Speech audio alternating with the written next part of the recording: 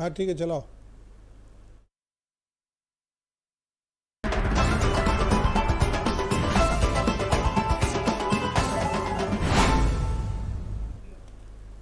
नमस्कार, आप देख रहे हैं 99 न्यूज़ और कोरोना से जंग, हमारे खास कार्यक्रम कोरोना से जंग में आपका स्वागत है। आज हमारे साथ दो खास मेहमान हैं, कांग्रेस नेता मयूर शेखर झा और अभिजीत राज।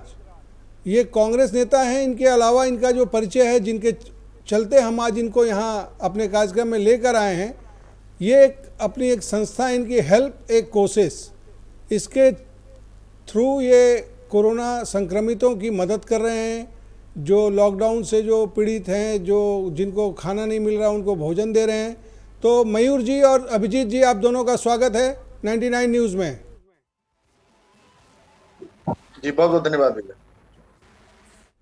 मयूर जी, मेरा सवाल आपसे है कि ये जो संस्था है अभी ये क्या क्या काम कर रही है? अभी राकेश जी देखिए, जो सबसे बड़ी समस्या है वो ये है, हम लोग देखे जैसे ही ये क्राइसिस शुरू हुई, जो पूरी महामारी के खिलाफ ये लड़ाई शुरू हुई, तब हम लोगों ने देखा कि काफी हेल्पलेसनेस है लोगों में और काफी जगह जो है इंटरवेंशन की आवश्यकता है। तो हम लोगों ने पहले तो सोशल मीडिया के माध्यम से, व्हाट्सएप के माध्यम से जो लोग रिक्वेस्ट हम लोगों से करते रहे, हम लोगों ने हमारे वॉलंटियर, हमारी संस्था से आज पूरे धनबाद और बोकारो 2 डिस्ट्रिक्ट मिलकर 1000 से ज्यादा वॉलंटियर हम लोगों से जुड़े हुए हैं। तो हम लोगों ने अपने वॉलंटियर्स को सीधे तौर पे निर्देश दिया कि किसी को भी अस्पताल में भर्ती होने में या दवाई मुहैया कराने में कोई समस्या हो तो आप लोग बढ़ चढ़कर हिस्सा लीजिए। फिर हमने रियलाइज किया कि अभी मेरे, अभिजीत के या हमारे जो कोर टीम के लोग हैं, उनके अपने सोशल मीडिया के माध्यम से ही लोग हम तक पहुंच पा रहे हैं। तो ज्यादा से ज्यादा लोग हम तक पहुंच पाए, ज्यादा से ज्यादा लोगों तक हमारा इंटरवेंशन पहुंच पाए, ज्यादा से ज्यादा लोगों की हम लोग मदद कर पाए, इसके लिए हम लोगों ने पिछले कुछ दिनों पहले जो है एक हेल्पलाइन जारी की। कोई गर्व की बात नहीं है, लेकिन मैं आपको बता रहा हूँ कि पहले दिन इस हेल्पलाइन में 160 लोगों ने कॉल किया और उस 160 में से 156 लोगों के कॉल का निवारण जो है हेल्पलाइन पे बैठे हमारे जो डॉक्टर्स की टीम बैठी हुई है, फोन पे ही उनकी समस्याओं का निवारण करने में हम लोग सक्षम रहे। कुल मिलाकर अभी तक 500 से ज्यादा कॉल हमारी हेल्पलाइन हैंडल कर रही है। ये एक बहुत अच्छी पहल है, क्योंकि झारखंड में डॉक्टरों की कमी है और लोग सर्दी खांसी बुखार होने के तुरंत बाद पैनिक हो जा रहे हैं और उनको लग रहा है कि कोरोना हो गया, जबकि ऐसी बात नहीं है। अगर उनको प्रॉपर और सही गाइडेंस मिल जाता है तो वो हम लोग साथ साथ बता रहे हैं कि अगर आपको सर्दी खांसी बुखार भी है तो भी आप टेस्टिंग जरूर कराएं। हम लोगों को ज्यादा से ज्यादा हमारे हेल्पलाइन पे जो जुड़ रहे हैं उनको हम लोग टेस्टिंग के लिए इंसेंटिवाइज कर रहे हैं, क्योंकि कई बार हमने देखा है कि बहुत तक कोरोना पता नहीं चलता है। जी, बहुत सारे केसेस में हमने देखा है, जो हमसे जुड़े डॉक्टर्स हैं उन्होंने भी देखा है कि टेस्टिंग बहुत आवश्यक है। अभी मैंने अपने फेसबुक के माध्यम से 2-3 दिन पहले राकेश जी एक मैसेज शेयर किया था, जो हमारे डॉक्टर्स की एक्सपर्ट टीम ने शेयर किया था, और उन्होंने ये कहा था कि 90% से ज्यादा लोगों का इलाज जो है वो घर पर ही संभव है, लेकिन आप जो भी दवाई लें, जो भी ऑक्सीजन का सपोर्ट लें, वो डॉक्टरी सलाह के बाद आप लें। तो वो पहला स्टेज जो डॉक्टरी सलाह का है वो हेल्पलाइन के माध्यम से हम लोग मुहैया करा। जहां ऑक्सीजन पेशेंट का 93 से नीचे जा रहा है, हम वहां पेशेंट को सीधे कह रहे हैं कि आप घर में जो है उपचार के चक्कर में मत पड़िए, आप हॉस्पिटल में आइए। लेकिन जहां भी घर के अंदर मैनेज किया जा सकता है, दवाई मुहैया कराना है, इलाज संभव है, जहां पे ये हो पाएगा वहां पे जरूर घर पे रहना चाहिए। जैसे एक केस कलियासोल का आया था हमारे पास, एक केस कलियासोल का आया था जहां पर कि ऑक्सीजन सैचुरेशन पेशेंट का ठीक था, लेकिन सांस उनका जो है फूल रहा था। तो डॉक्टर ने कहा कि आप डेक्सोना ले लीजिए और डेक्सोना लेने के बाद आपको राहत मिल सकती है। हमने एक वॉलंटियर को कहा, वॉलंटियर ने गया दवाई दुकान से वो डेक्सोना लेकर आया, पेशेंट को दिया, आज जो है पेशेंट वो ठीक है। तो कई जगह पे हमारी हेल्पलाइन के माध्यम से हम लोग ऐसी इंटरवेंशन कर पा रहे हैं जिसके माध्यम से हॉस्पिटल के ऊपर भी जो प्रेशर है, उस प्रेशर को भी कम किया जा सके। जो आज पहल है, अभी के समय में मयूर जी, अभी के समय में वही जरूरी है, क्योंकि अस्पतालों में डॉक्टर की कमी है, बेड कम है, और इतनी बड़ी महामारी से लड़ने के लिए हम तैयार नहीं थे। बिल्कुल नहीं थे, कोई भी तैयार नहीं था। अभिजीत से मेरा सवाल है। अभिजीत, आपको आवाज आ रही है मेरी? अभिजीत, आपको आवाज आ रही है? अभिजीत, आज आप वहाँ पे अभी भोजन वितरण का कार्यक्रम आपका, अभी आप कहाँ पे हैं? अभी हम कोविड सदर अस्पताल में हैं और हम लोग पौष्टिक आहार पानी वगैरह बांट रहे हैं, और साथ में यहाँ के जो केयर टेकर है राजकुमार जी, वो भी हम लोगों के साथ, कई लोगों को जो जरूरतमंद लोग थे, जो अभिजीत हम दुकान चूंकि आपसे खुला हुआ चाहेंगे नहीं कि है तो आप एक उनको बार खाना नहीं दिखाएं मिल कि पाता वहाँ है। पे और कैसे लोगों की मदद कर रहे हैं आप। एक बार आप अपने कैमरे से ही दिखाएं कि आप कैसे लोगों की मदद कर रहे हैं वहाँ पे। देखिए अभी तो अभिजीत, चूंकि लोग पिछले, हाँ मैं सुन रहा हूँ आपकी बात को। पिछले 1 घंटा से लगातार हम लोग यहाँ खाना बांट रहे थे। अभी हाँ आपको मैं दिखाना चाहता हूँ, चूंकि एक मिनट, ये एक तो हमारा हेल्पलाइन है, ये पौष्टिक खाना सारा पड़ा हुआ है, और पीछे गाड़ी में पड़ा हुआ है, आगे पड़ा हुआ है, और हमारे ये सारे वॉलेंटियर है जी जी, आपके जो वॉलंटियर्स हैं जी। लगातार काम कर रहे हैं जगह जगह जाके, देखिए ये क्योंकि 1 बहुत ही घंटा हो अच्छी गया है। पहल है और सामाजिक पहल है, और आप इसको लीड कर रहे हैं धनबाद में, क्योंकि आप इस संस्था के सचिव भी हैं और मयूर जी संरक्षक हैं। तो इनके नेतृत्व में आप जो काम कर रहे हैं ये समाज को एक बहुत बड़ा मैसेज दे रहा है। और अभी जरूरत लोगों को पौष्टिक आहार की ही है। दवा तो उसको उपलब्ध हो जा रहा है, अच्छा खाना नहीं मिल पा रहा है। अभी आप देखिए कि और भी लोगों लोग, हाँ देखिए अभी भी कुछ लोग आए हुए हैं खाना लेने के लिए। आप देख रहे हैं लगातार नहीं, जो है। एकदम बहुत अच्छा काम कर रहे हैं अभिजीत जी आप। आज आपने कहाँ खाना बांटा अभिजीत जी? लगातार देखिए हम लोग पिछला के कोरोना काल में भी सक्रिय थे, और इस बार चूंकि महामारी बहुत ज्यादा है, और पिछला बार सब लोग समाज के में काम कर रहे थे, बढ़ जाए कि बहुत कम लोग हैं जो घर से बाहर निकल के खास तौर से कोविड हॉस्पिटल आने की हिम्मत जुटा पा रहे हैं, काम कर रहे हैं। क्योंकि दूसरी लहर, कोरोना की दूसरी लहर में कैजुअलिटी ज्यादा हो रही है, इसलिए लोग डरे हुए हैं। चूंकि हम पहली लहर कोविड सेंटर के हॉस्पिटल में, इसलिए मैं मास्क भी नहीं उतार के आपसे बात कर सकता हूँ, लेकिन नहीं, मास्क तो उतारना ही नहीं है, जो भी लगातार हम लोग जागरूकता लोगों के को हिसाब से हॉस्पिटल में जरूरी है। बिल्कुल, तो लगातार हम लोग हॉस्पिटलाइज कर रहे हैं लोगों को, जिनको जरूरत है उनको घर तक दवा पहुंचा रहे हैं, जिनको जो सक्षम नहीं है, जिनका बहुत ज्यादा हॉस्पिटल में फी है, प्रयास कर रहे हैं कि कम करवाएं।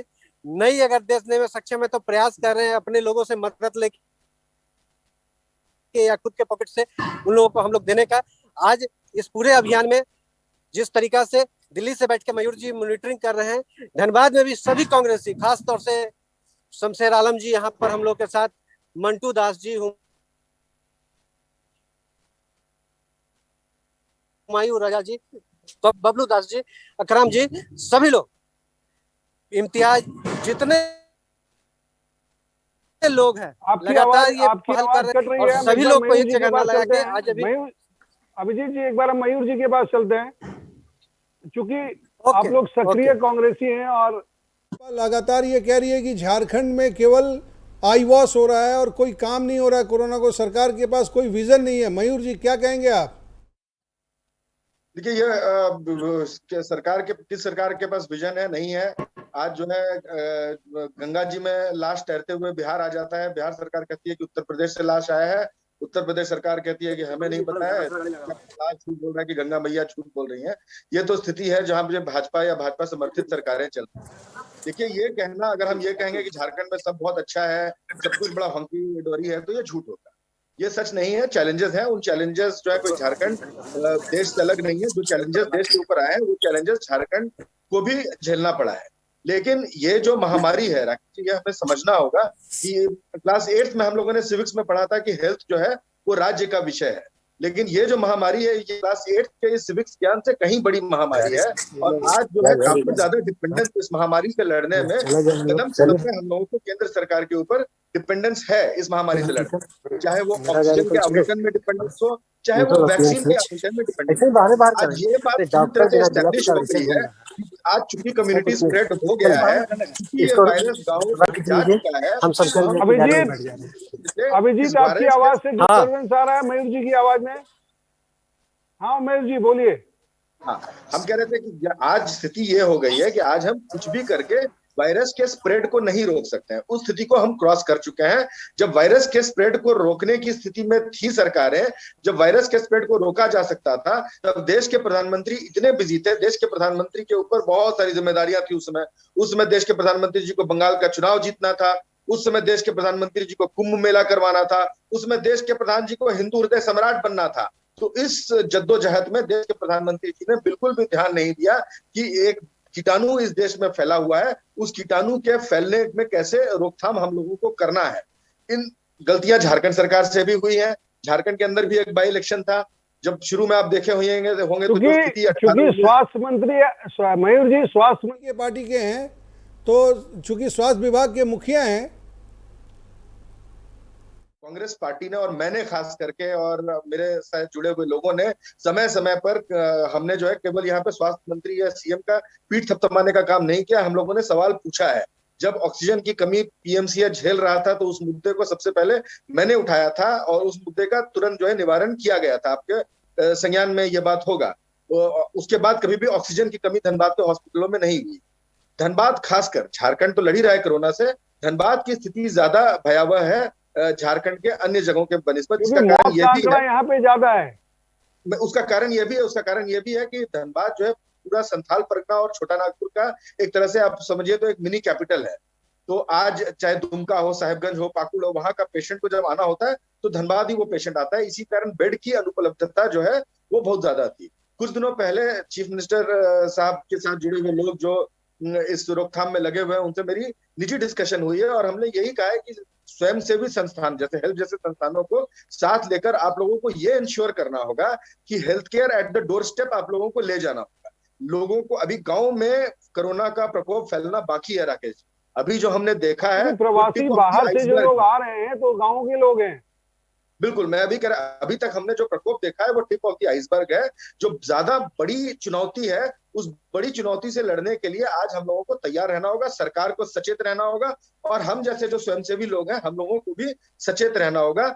जब तक हम मेडिकल केयर डोर स्टेप पे नहीं ले जा पाएंगे, क्योंकि आज जो है सेंट्रलाइज्ड हेल्थ इंफ्रास्ट्रक्चर झारखंड का उतना मजबूत या रोबस्ट नहीं है कि हम हर आदमी को जो है धनबाद में लाके, रांची में लाके, जमशेदपुर में लाके उसका इलाज कर पाए। कोरोना की लड़ाई जो है वो पूरी तरह से अर्ली डिटेक्शन के ऊपर निर्भर करती है।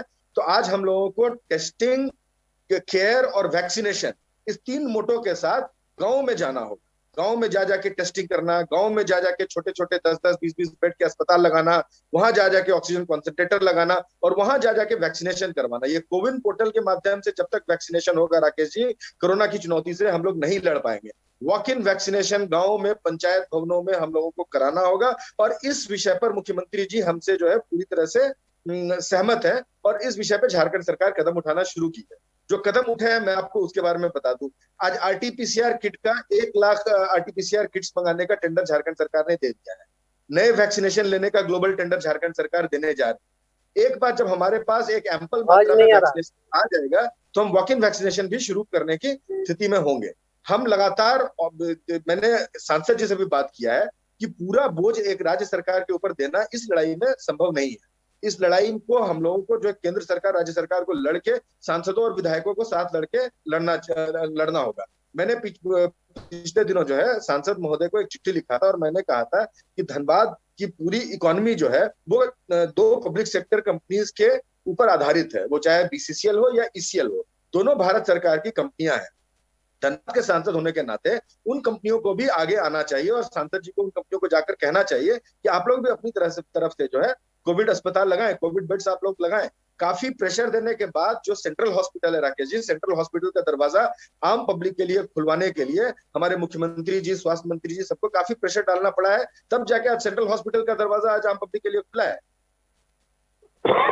नहीं, जैसे कल इरफान अंसारी जो आपके जामताड़ा से विधायक है, हमारे कल कार्यक्रम में आए थे और उनसे जो बात हो रही थी वो लगातार कह रहे हैं कि ई पास जो जारी हुआ वो गलत हुआ। तो क्या कांग्रेस से पहले राय नहीं ली गई थी? ये कांग्रेस जेएमएम की बात नहीं राकेश जी, जो गलत है वो गलत है, इस बात पे हम भी सहमत हैं। और आज ई पास के नाम पर पुलिस की जिस तरह से गुंडागर्दी चल रही है झारखंड में, हम पुलिस प्रशासन, पुलिस की लाठी के दम पर शासन चलाने के लिए जनता ने वोट देकर हमें नहीं चुना है। हम गरीब गुरबा की सरकार है, हम जल जंगल जमीन की सरकार है। जल जंगल जमीन की सरकार अगर लाठी के बल पे चलने की कोशिश करती है तो वो संभव नहीं है। ये चीज हम लोगों ने, कांग्रेस के तमाम नेताओं ने, हम सबने मिलकर मुख्यमंत्री जी के संज्ञान में लाया है और मुझे उम्मीद है, निजी तौर पे मुझे उम्मीद है कि अगले 2-3 दिन में कुछ ना कुछ इसका निवारण होगा। हम ऑन रिकॉर्ड, मैं आपके शो पे आज कहता हूं कि ई पास की हम विरोध करते हैं, हम उसके अगेंस्ट। अभिजीत जा रही है अभिजीत, आपको आवाज़ आ रही है?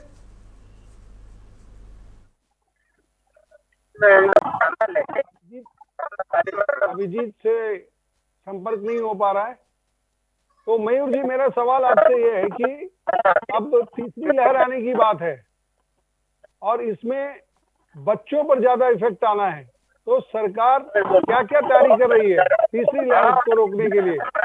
देखिए, मैं उसी स्थिति में, जिस स्थिति में आप हैं, हम सरकार को सलाह दे सकते हैं, लेकिन आज सरकार को युद्ध स्तर पे पीडियाट्रिक केयर के ऊपर इन्वेस्ट करना होगा। और पीडियाट्रिक केयर शहरों में नहीं, गांवों में, पंचायतों में, कस्बों में जा जाकर आज सरकार को पीडियाट्रिक केयर पे इन्वेस्ट करना होगा। जो नर्सिंग असिस्टेंट्स हैं, नर्सिंग असिस्टेंट्स की पीडियाट्रिक स्पेशलाइजेशन में सरकार को आज की तारीख में अपनी सारी ताकत झोंक देनी चाहिए कि जब भी ये पीडियाट्रिक वेव इस वायरस का आए तो हम उस वेव से लड़ने में सक्षम रहें। आज देखिए राकेश जी, होने क्या वाला मैं आपको बता रहा हूँ। अगले 10-12 दिन के अंदर अंदर तमाम सरकारें, खासकर केंद्र सरकार और जो नेशनल मीडिया है, वो कोरोना के ऊपर एक और जो है जीत घोषित करने वाली है। ये जो है आपको पता है जीत होने वाली है। कोई जीत अभी हम अगले 10-12 दिन लड़ने हैं, लेकिन चूंकि ये सरकार सरकार को मीडिया मैनेजमेंट आता है, तो आज से 10-12 दिन बाद मीडिया बता देगा कि इस कोरोना के खिलाफ भारत जीत गया है। और फिर मुझे जो डर है कि आप और हम जो है अपना गार्ड लूज कर देंगे, और वो सबसे बड़ा खतरा है। ये झारखंड सरकार को सचेत रहना होगा, क्योंकि आज हम झारखंड की बात कर रहे हैं। झारखंड सरकार को सचेत रहना होगा कि हम अपना गार्ड लूज नहीं करें। हम इस लड़ाई को डट कर लड़ते रहें, और जब तक WHO पूर्णतः डिक्लेयर नहीं कर दे कि ये पेंडेमिक समाप्त हो चुका है, तब तक हम लोगों को अपने पैर पर खड़ा रहना हो। हाँ, हम लोग को तो एक जो ऑथेंटिक संस्थाएं हैं, जब तक वो ना कहें, और सबसे ज्यादा जब तक सारे लोगों को वैक्सीनेशन नहीं हो जाता, तब तक आप इससे निजात नहीं पा सकते। तो हमको कभी भी लापरवाही नहीं बरत, क्योंकि ये देखिए, पहली लहर के बाद जो हम थोड़े लापरवाह हुए, उसे हुआ है कि आज हम दूसरे लहर में हम मौतें ज़्यादा हो रही हैं। और अगर अभी भी हम नहीं चेते, आज भी अगर हम नहीं चेते, तो तीसरी लहर में स्थितियां इतनी भयावह हो जाएंगी कि उसको रोक पाना भारत ऐसे देश में संभव नहीं हो पाएगा।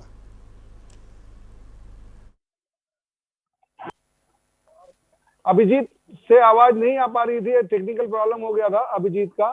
तो चूंकि समय भी कम है और हमको अन्य कार्यक्रम पे भी अभी जाना है, तो आप दोनों हमारे साथ आए। मयूर जी और अभिजीत जी, आप दोनों का स्वागत है। और मैं लोगों से अपील करता हूं कि आप घरों में रहें, सुरक्षित रहें, क्योंकि हम बाहर हैं, 99 न्यूज की टीम बाहर है। हम हर पल की खबर आप तक पहुंचाएंगे। झारखंड के हर अपडेट हम आप तक लेके आएंगे। आप तब तक के लिए घर पे रहिए, सुरक्षित रहिए, अनावश्यक घरों से ना निकलिए, क्योंकि हम सड़कों पे हैं। अब हमें दीजिए इजाज़त। देश दुनिया की खबरों के लिए देखते रहिए 99 न्यूज़। नमस्कार।